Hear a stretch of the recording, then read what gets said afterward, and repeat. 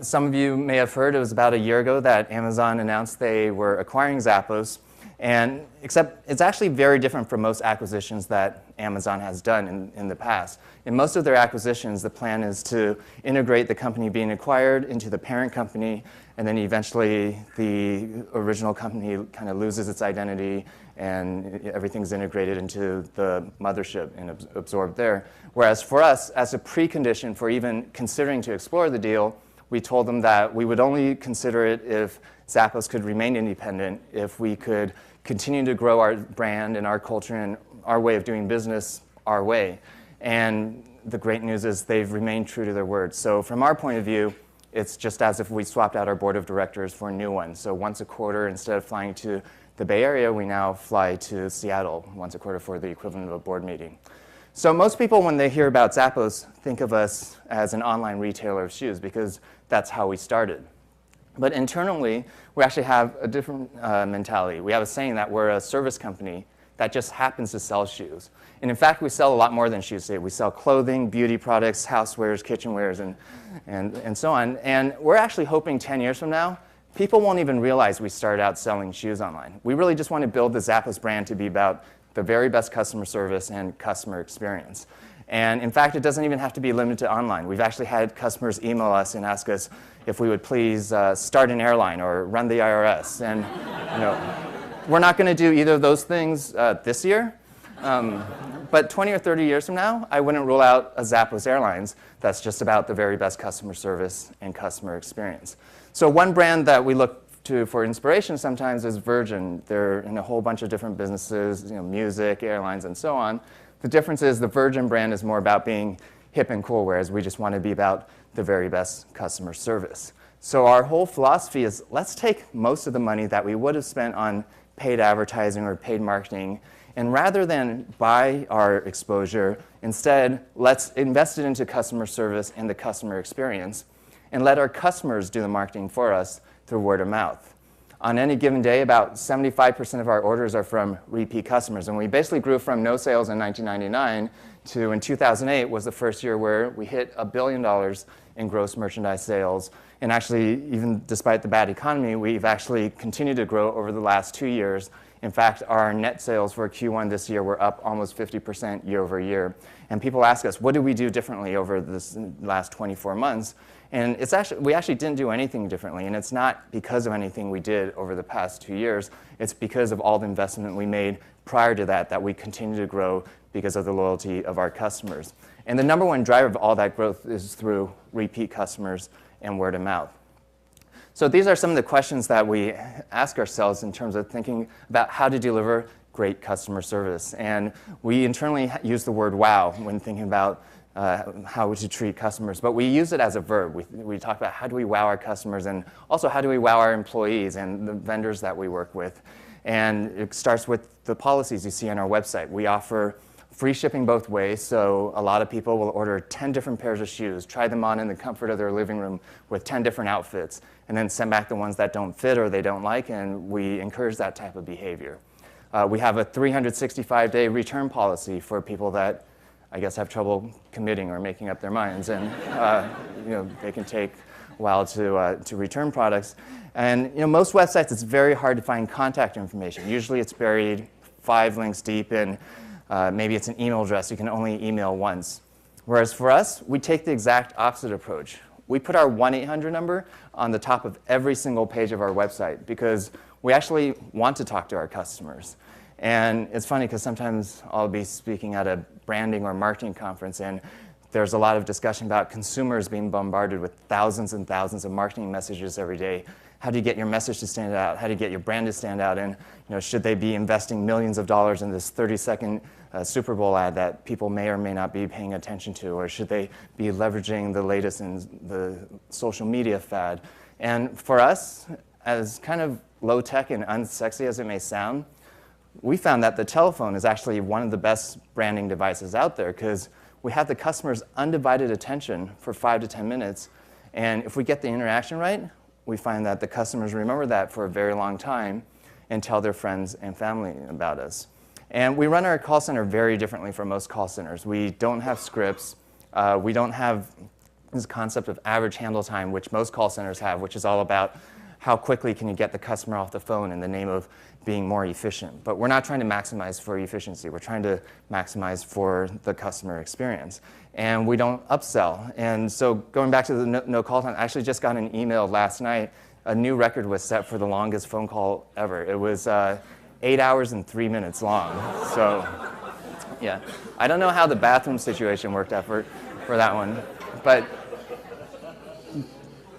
so, and it may seem weird that, for us, we're an internet company. 95% of our sales go through the website. So why do we focus so much on the telephone? And what we found is actually, on average, almost every customer calls us at least once sometime during their lifetime. And it's actually usually not to place an order. Most of our phone calls do not result in orders. It might be their first time going through the returns process, and they just need help stepping through the process of printing out the return label for the first time. Or maybe they have a wedding over the weekend and they just want some fashion advice. And I think we have some customers that call us because they're lonely, and we'll talk to them as well. So that's our call center. And then for our warehouse, we actually run it very differently from most warehouses as well. Most warehouses, they let the orders pile up so that when the picker needs to walk around, there's higher picking density, more efficient, doesn't need to walk as far. For us, we run our warehouse 24/7, which is not the most efficient way to run a warehouse. But we're not trying to maximize for efficiency.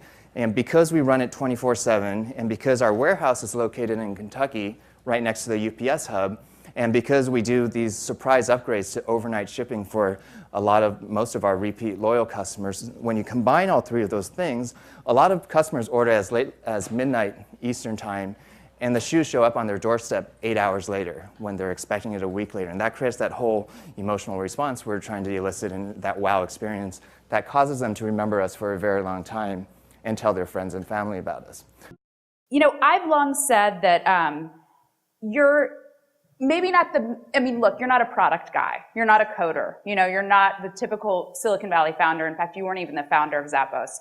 But I think what's totally unique about you is I've never met a CEO who hacks the way businesses are formed the way that you do. And in your book, you talk about the pattern of that. So like your business that you did when you were young was this worm farm where you felt like if you could cut worms in half and they still would have a life. So like, hey, you could double your product right there. Mm-hmm.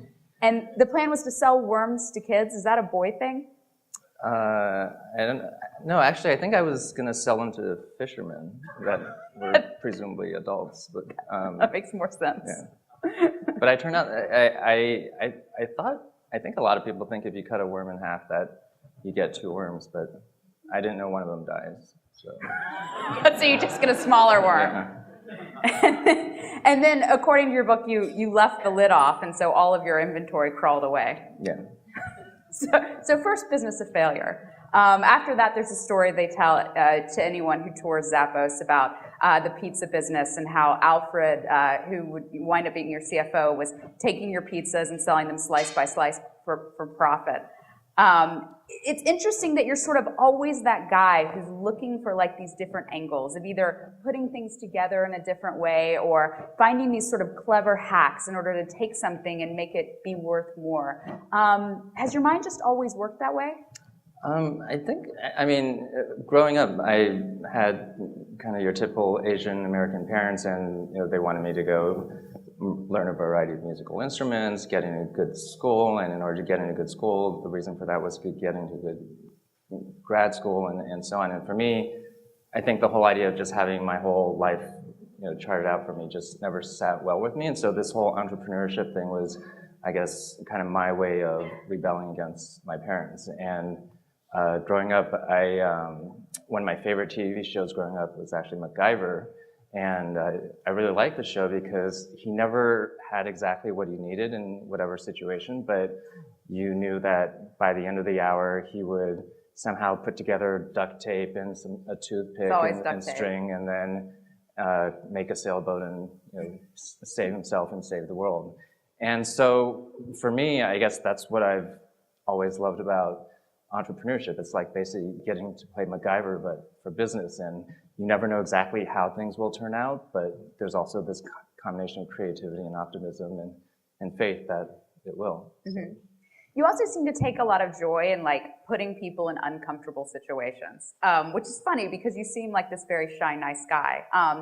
When we were backstage just now, you were talking about how as a kid, you would use three-way calling to call two of your friends, but you'd be quiet and they'd think each other had called them, and you just listen to this awkwardness of them trying to be polite and not say, "Why did you call me?" Yeah, this was back when call waiting was, this was pre-cell phones. I think we were in like 5th grade or something, and so, yeah, my friend and I would call two of our other friends that knew each other, put them on a three-way call, which was, three-way calling wasn't known back then, and then it would just be this weird conversation where they'd be like, hello, and then the other person would say hello, and then like neither of them it would take them like 5 or 6 minutes to figure out that actually neither of them had called each other, and it was just, I don't know, I thought it was funny at the time.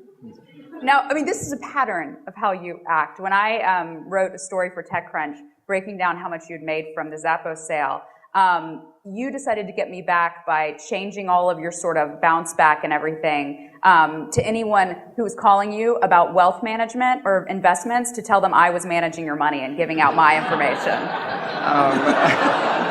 So I forget the exact context, but somehow I think in your story you told people to contact me. So I think I just said you would, figure out the top 3 and then. And not only that, you said, you can email her, but she really prefers phone calls and in-person comments. We both thought it was funny. It gave me an appreciation for what happens when someone sells a company without the money, just the headache. So when you come in for a tour at Zappos in our lobby area, the first thing you'll see is the Zappos library. There's about 30 or 40 titles there. These are 2 of the titles that you'll see, except it's not a lending library, it's a giving library. And we give the books out freely to our employees as well as to visitors, because one of our core values is to pursue growth and learning. So at the end of the tour, a lot of visitors will take home 3 or 4 titles that they think are relevant to their business or their own personal life. And 2 of the books that are, some of the titles rotate in and out, 2 of the books that are always there are Good to Great and Tribal Leadership. And in fact, we even partnered with the authors of Tribal Leadership. You can download the audio version of the book for free from the Zappos website. And we, in fact, teach classes on each of these books to our employees. And the reason why these 2 books we really believe strongly in is because the authors researched and looked at what separated the great companies in terms of long-term financial performance from just the good ones. So do you hold everyone to those values? I mean, the tricky situation I feel like you might run into when you have a lot of friends that you'd go grab, like that you hire in, not friends, but people that you will become your friends and people that you'll go have a beer with. Like, I've seen professionally relationships degrade into a casual kind of relationship because you're friends with that person. Right. And then oftentimes that can mean kind of slippage at the workplace where like someone's like, hey, I didn't complete that, but like I was out drinking last night, like with a friend, like we were all buddies here, no big deal. And then like the professional environment degrades because there's this like friendship thing going on versus like someone standing over you and being like, no, that should have been done yesterday and your ass is on the line because of it. Yeah, I mean, I can definitely go both ways. I think Fred, he and I joined Zappos at the same time, he probably had the best definition of a good manager, which was someone that you could fire and then still go grab a drink with afterwards. So you need to be able to do both, basically. Because the flip side of it is, and we actually encourage our employees to spend time hanging out with their, direct reports or managers and so on outside the office, because what we found is that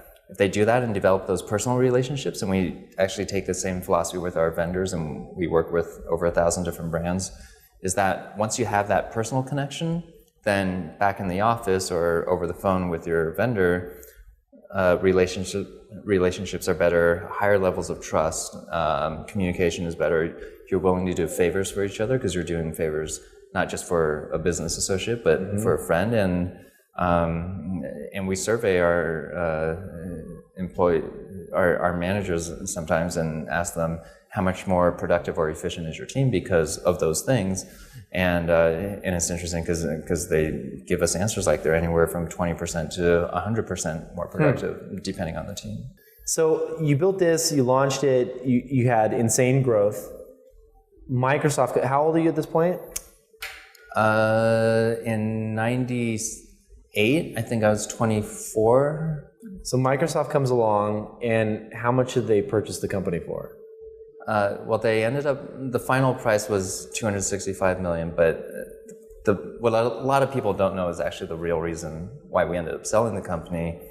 And the real reason was because it just ended up not being a fun place to work at anymore, and the company culture went completely downhill.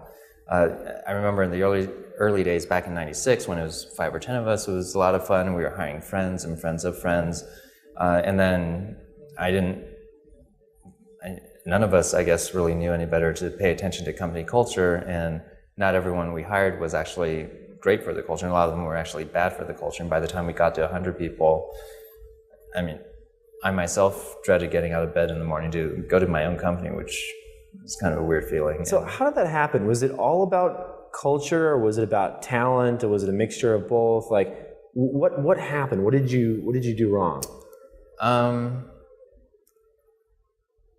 I think it's just, I mean, we were fresh out of school, just didn't know what we were doing, and I think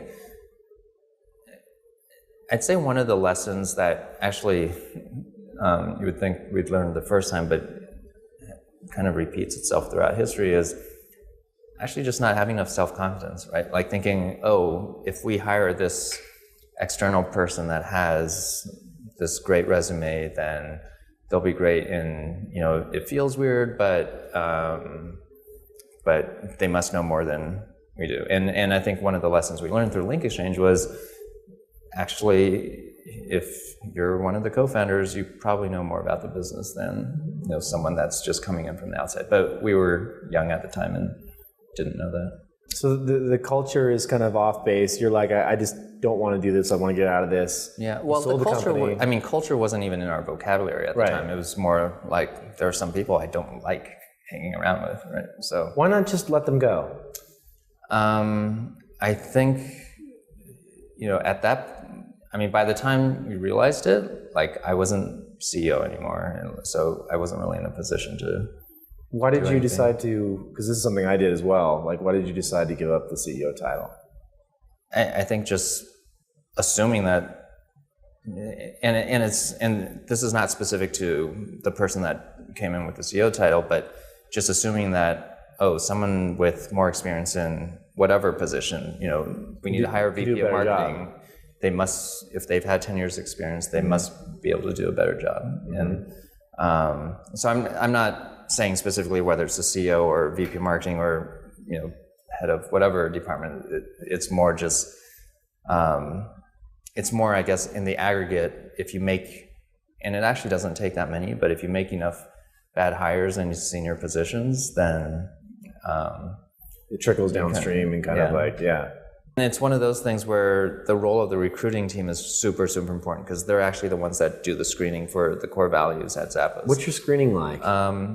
It evolves over time, and at the end of the day, it's actually more based on their gut than anything else because they learn over time what are the things that we may have missed, even though they gave all the perfect answers on paper. But there's also things like when we will pick up candidates from the airport in a Zappos shuttle.